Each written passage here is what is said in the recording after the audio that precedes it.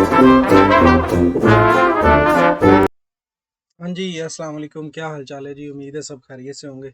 एक और वीडियो लेके आप लोगों के पास हाजिर हुआ हूँ। तो वीडियो जो है, इंडिया का एक फार्मर है, आई थिंक फार्मर ही है, जिसने एक सोलर सिस्टम बनाया है। तो दुनिया के अंदर एक डिफरेंट किस्म का, और आई थिंक फर्स्ट टाइम ऐसा तजर्बा हुआ है, और जो कि उसका सक्सेसफुल भी है, कामयाब भी है। ज़्यादा मुझे तो कुछ नहीं पता, क्योंकि वीडियो देखेंगे तो पता चलेगा, लेकिन उम्मीद है कि मुझे भी और आप लोगों को काफ़ी कुछ नया पता चलेगा, काफ़ी कुछ सीखने को मिलेगा। तो वीडियो स्टार्ट करते हैं। वीडियो स्टार्ट करने से पहले आप लोगों से एक ही रिक्वेस्ट है, काइंडली चैनल सब्सक्राइब कर दें, ताकि इस तरह की अच्छी अच्छी वीडियोस आपको मिलती रहें और देखते रहें और एंजॉय करते रहें। चलें वीडियो स्टार्ट करते हैं। पहले वीडियो देखते हैं, उसके बाद फिर उस पर बात करते हैं।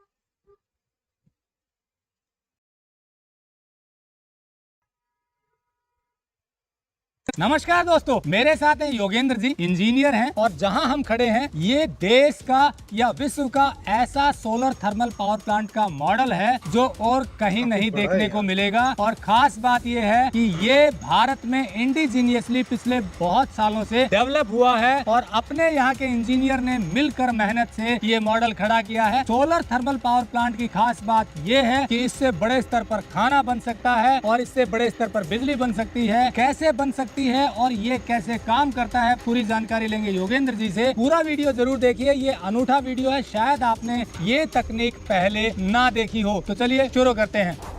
टेक्निकल फार्मिंग चैनल को सब्सक्राइब करें और बेल आइकन भी दबाएं, ताकि आगे आने वाले वीडियो की नोटिफिकेशन आपको मिलती रहे। सर नमस्कार। नमस्कार जी। आपने बताया कि ये जो सोलर थर्मल पावर प्लांट है, इसकी तकनीक ऐसी है कि इसके मल्टीपल यूज है और सस्टेनेबल टेक्नोलॉजी है, जो फोटोवोल्टिक पीवी पैनल वाली है, उससे भी कहीं ज्यादा एनवायरमेंटल फ्रेंडली है और सस्टेनेबल है। तो क्या तकनीक है, कैसे डेवलप हुई, पूरी बातचीत आपसे करेंगे। सबसे पहले तो समझाइए दर्शकों को कि ये तकनीक है क्या। पता है कि सोलर में दो टेक्नोलॉजी है, एक सोलर फोटोवोल्टाइक है और दूसरी है सोलर थर्मल। सोलर फोटोवोल्टाइक तो आप सबने देखी है, जो अपने घरों पे लगती है, जो फोटोवोल्टाइक पैनल्स होते हैं जिसमें बैटरी लगती है या तो आप ग्रिड को देते हैं। ये दूसरी वाली टेक्निक है, इसको नाम है सोलर थर्मल। और सोलर थर्मल में भी ये टेक्नोलॉजी है जिसका नाम है parabolic reflector with fixed focus technology. तो जैसे कि नाम है, और इस प्रोजेक्ट का भी नाम है India one solar thermal power plant. जैसे कि आप देख सकते हैं कि इंडिया वन नाम इसीलिए दिया है क्योंकि ये टेक्नोलॉजी दुनिया में पहली बार डेवलप किया है, डेमोन्स्ट्रेट किया है, इसीलिए इसको नंबर वन, इंडिया वन नाम दिया है। अब इस टेक्नोलॉजी के बारे में जानते हैं। जैसे कि आप देख रहे हैं, ये है सोलर रिफ्लेक्टर। ये पैराबोलिक रिफ्लेक्टर है। इसको पैराबोलिक इसलिए बोलते हैं क्योंकि इसका शेप पैराबोला है। और ये रिफ्लेक्टर जो है, ये सूरज के साथ ऑटोमेटिकली घूमता रहता है। तो ये पूरब से पश्चिम, उत्तर, दक्षिण सारी मूवमेंट्स इसके अंदर है। ये ऑटोमेटिक ट्रैकिंग है, तो ये सूरज को फॉलो करता रहता है। और इसके ऊपर जो लगा है, ये मिरर्स है। ये जो आप रिफ्लेक्शन देख रहे हैं, ये मिरर्स है। तो ये मिरर्स जो है, इसका एरिया लगभग 600 स्क्वायर फीट है। और ये जब सूरज की तरफ मुख करता है तो सनलाइट इसके ऊपर पड़ती है, और क्योंकि ये मिरर है, पैराबोला है, इसका रिफ्लेक्शन इसके फोकल पॉइंट पे आता है। तो आप देख सकते हैं 600 स्क्वायर फीट एरिया को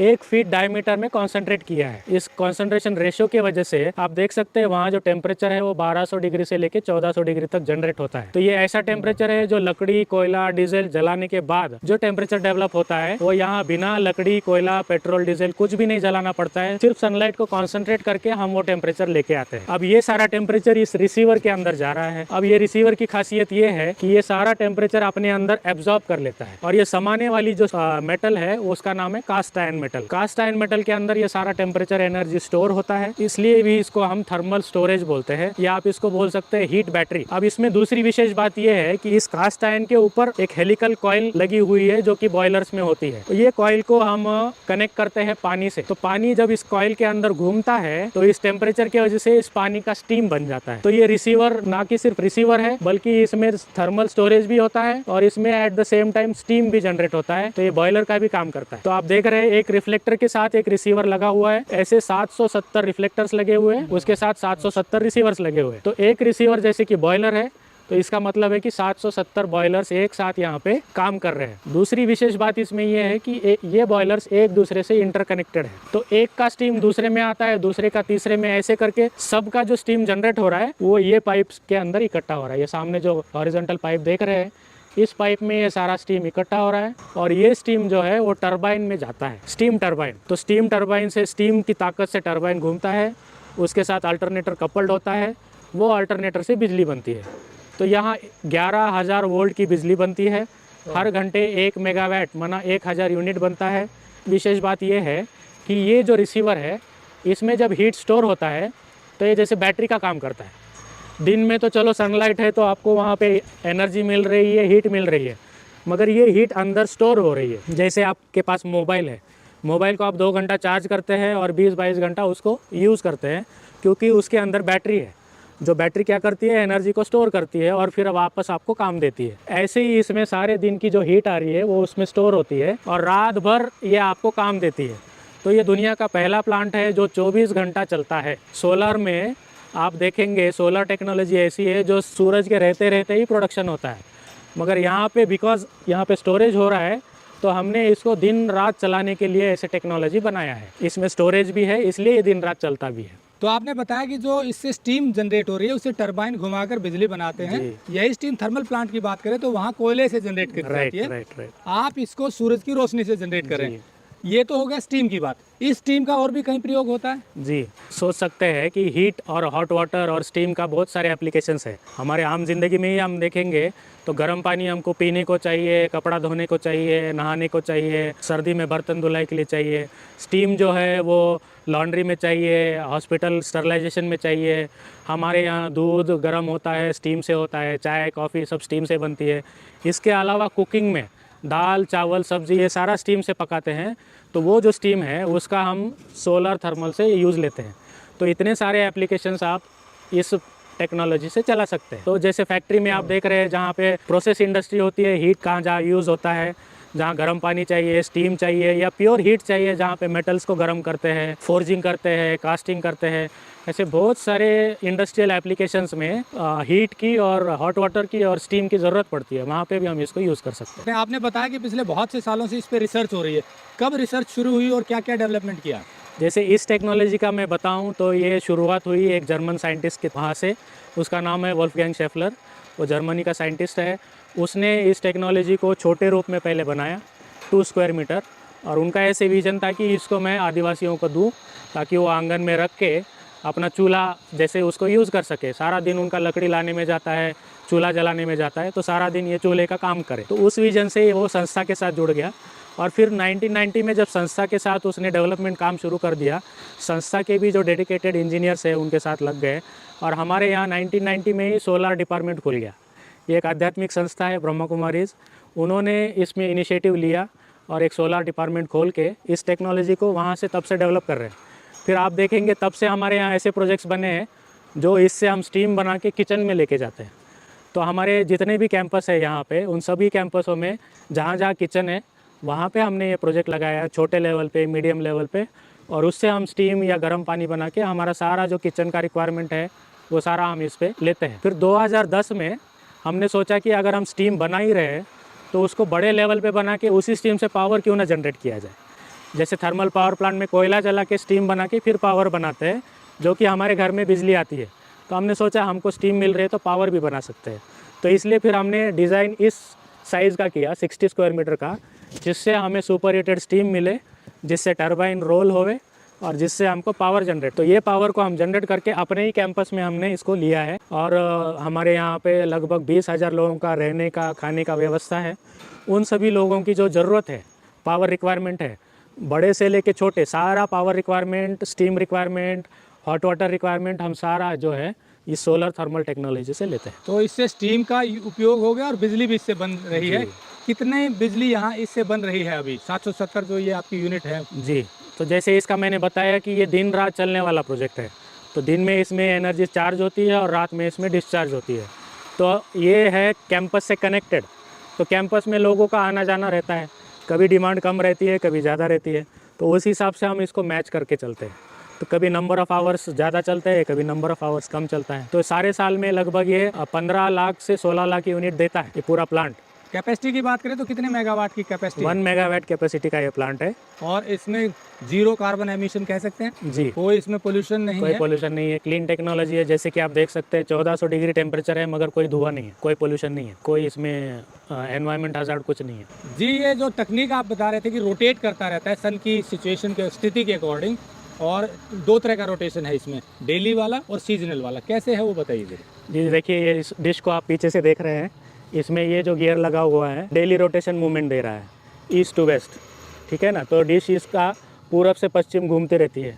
दूसरा ऊपर का गियर लगा है वो नॉर्थ साउथ रोटेशन देता है, नॉर्थ साउथ इंक्लिनेशन देता है। फिर तीसरा जो है ये नीचे वाला गियर, बीच वाला और ऊपर वाला, ये शेप चेंज देता है।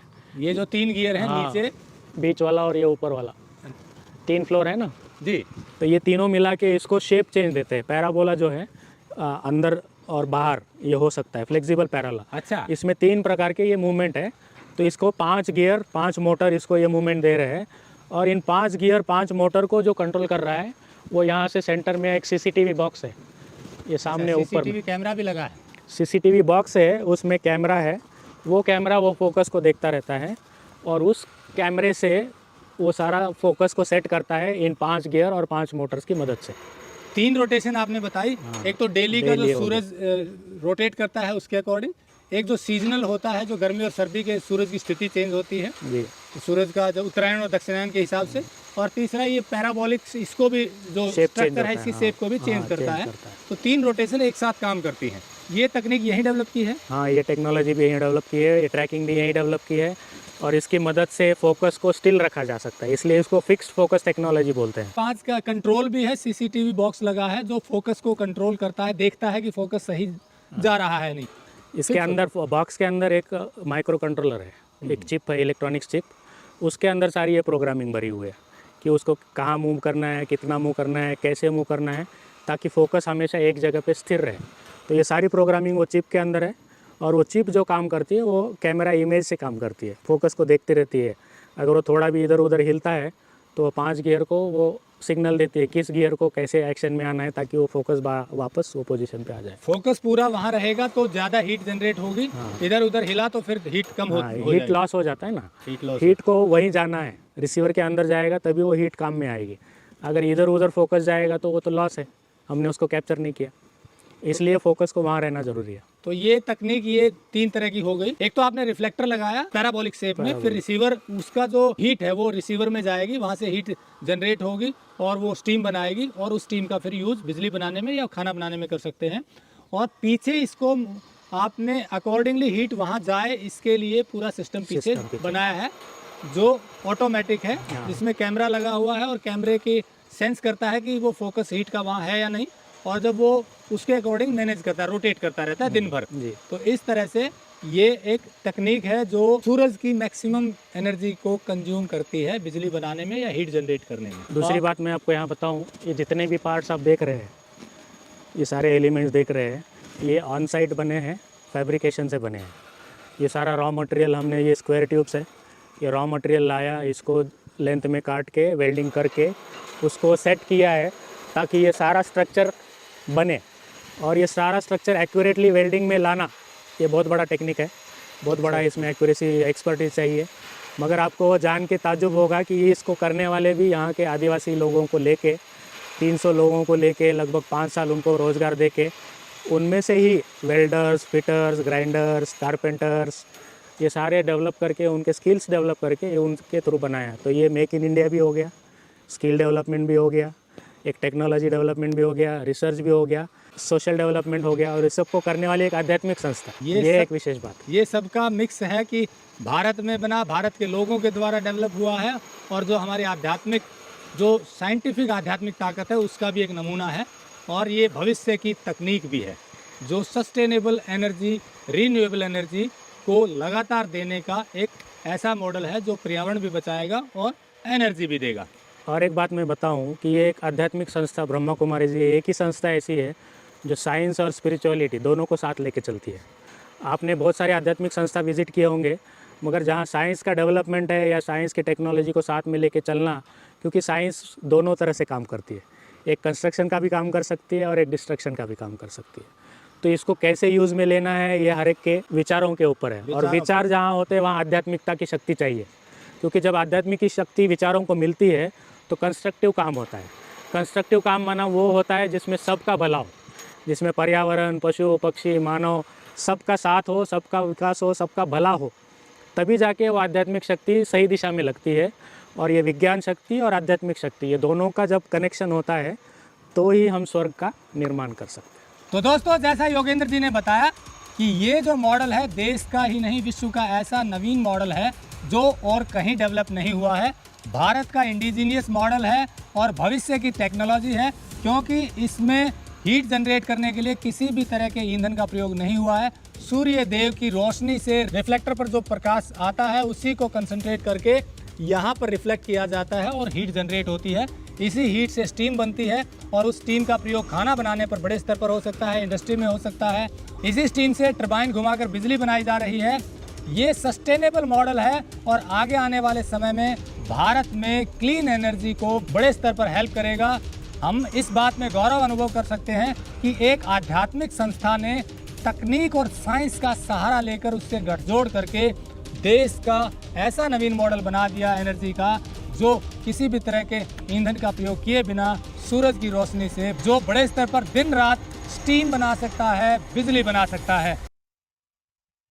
जी, तो फिर कैसी लगी आपको वीडियो यार? मुझे तो देख के बड़ा मज़ा आया और बड़ा मैं इम्प्रेस भी हुआ और खुश भी हुआ कि एक ऐसी टेक्नोलॉजी बनाई गई है जिसमें एक एक रत्ती भर भी जो है ना, मतलब छोटी सी चीज़ भी ऐसी नहीं है जो कि माहौल को आलूदा करे, जो कि ऐसी प्रॉब्लम्स क्रिएट करे जिससे जानवरों को, इंसानों को, वेदर को कोई प्रॉब्लम करे। सूरज की नेचुरल रोशनी से, जो कि सोलर सिस्टम हम नॉर्मली देखते हैं, घरों पे लगते हैं, इंडस्ट्रीज़ में लगते हैं, तो मतलब वो एक डिफरेंट चीज़ है। उसके अंदर हम स्टीम नहीं पैदा कर सकते। वो बैटरीज में जो है पावर कन्वर्ट होती है, उसके अंदर चार्ज होती है, और जब तक वो सूरज है तो उसके साथ साथ वो चलती रहती है। फिर जब सूरज नहीं होता, जैसे कि रात का टाइम है, तो उस टाइम फिर ये वो जो बैटरी जो बैकअप होता है, तो वो आगे लेके चलती है उस चीज़ को।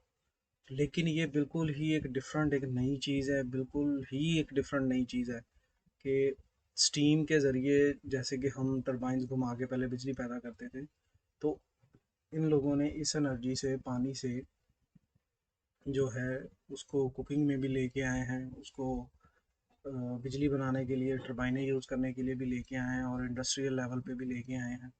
और सारा कुछ ही इंडिया के अंदर हुआ है, जो कि एक बहुत अच्छी बात है कि कहीं बाहर से किसी दूसरी कंट्री से चीज़ें इंपोर्ट नहीं की। नहीं तो नॉर्मली हम सुनते हैं जी कि हमने एक नया प्रोजेक्ट बना रहे हैं, या गवर्नमेंट बना रही है, कोई बड़ी कंपनी बना रही है, तो वो यूरोप से कुछ लोग हायर कर रही है, यूरोप से मटेरियल मंगवा रही है, चाइना से, अमेरिका से, इधर से। लेकिन उन्होंने सारा कुछ इंडिया के अंदर से इकट्ठा किया है। फिर उसके बाद जो एक और अच्छी चीज़ है कि वहाँ के जो गांव वाले हैं, जो नज़दीक तरीन उधर रहने वाले हैं, जो पढ़े लिखे नहीं हैं, जिनके पास कोई स्किल नहीं है, कोई टेक्नोलॉजी नहीं है, उन्हें कुछ पता नहीं है, पहले उन्हें सिखाया गया है, फिर उसके बाद उन्हीं से वो काम लिया गया है। 5-6 साल उनको, 5 साल आई थिंक उसने बोला है, कि उनको वहीं पे नौकरियाँ दी गई हैं, उन्हें वेजेस दिए गए हैं, उन्हें वहीं पे सारा कुछ दिया गया है, ताकि अभी ये है कि अभी उन लोगों ने सीख लिया वो काम, ठीक है, ये प्रोजेक्ट ख़त्म हो गया फॉर एग्जांपल यहाँ पे, कहीं और प्रोजेक्ट होगा तो वो इन्हीं उन्हीं लोगों को प्रेफर करेंगे। उसके अलावा नहीं भी करते तो उन लोगों के पास अभी एक स्किल है, वो कहीं अपना काम शुरू कर सकते हैं, किसी दूसरी सिटी मूव करके या कहीं भी और। तो एक बड़ी अच्छी बात है कि लोगों को स्किल्स दिए गए हैं, उनके जो रोज़गार है उसके अंदर इजाफा हुआ है। फिर अगर आ जाए टेक्नोलॉजी की बात, तो बिल्कुल ही डिफरेंट है यार। मैंने एक्सपेक्ट नहीं की थी ऐसी चीज़ कि एक वो फोकस करके एक पॉइंट के अंदर वो एनर्जी एब्जॉर्ब करता है, और वो एक बैटरी की तरह काम करता है वो सिस्टम, और वो आगे से फिर हीट आगे प्रोवाइड करता है, फिर उससे स्टीम बनती है, और स्टीम से वो सारी इंडस्ट्री भी चला रहे हैं जो इर्द गिर्द की है, फिर किचन चला रहे हैं बहुत बड़े बड़े, और उसके साथ साथ फिर जो बिजली है वो भी पैदा की। जी, मतलब मुझे सबसे ज़्यादा हैरानगी इस बात पे हुई कि वो जो प्राइवेट एक अदारा है, जिसका गवर्नमेंट के साथ भी इतना कोई ताल्लुक नहीं है, मतलब थोड़ा बहुत होगा ऑफ कोर्स, लेकिन प्रॉपरली कोई गवर्नमेंट के साथ ताल्लुक नहीं है, उन्होंने वो काम किया है। मतलब इसमें कोई गवर्नमेंट का हाथ नहीं है, या किसी गवर्नमेंट ने ये प्रोजेक्ट स्टार्ट नहीं किया। एक प्राइवेट अदारा है, वो भी जो रिफाई अदारा जिसे हम कहते हैं, कि जो लोगों की भलाई के लिए काम करता है, तो उसने ये प्रोजेक्ट बनाया है, जो कि एक बड़ी अच्छी बात है। इसका मतलब ये है कि इंडिया आगे बढ़ रहा है, और हमें भी आगे बढ़ना चाहिए, और खुशी होती है इस तरह की चीज़ें देख के कि इंडिया इस तरह डेवलप हो रहा है और एक नई नई चीज़ें बना रहा है, और ये चीज़ तो एक बिल्कुल ही नेक्स्ट लेवल थी। उम्मीद है आप लोगों को वीडियो देख के मज़ा आया होगा। इंशाल्लाह मुलाकात होगी नेक्स्ट वीडियो में। अस्सलाम वालेकुम।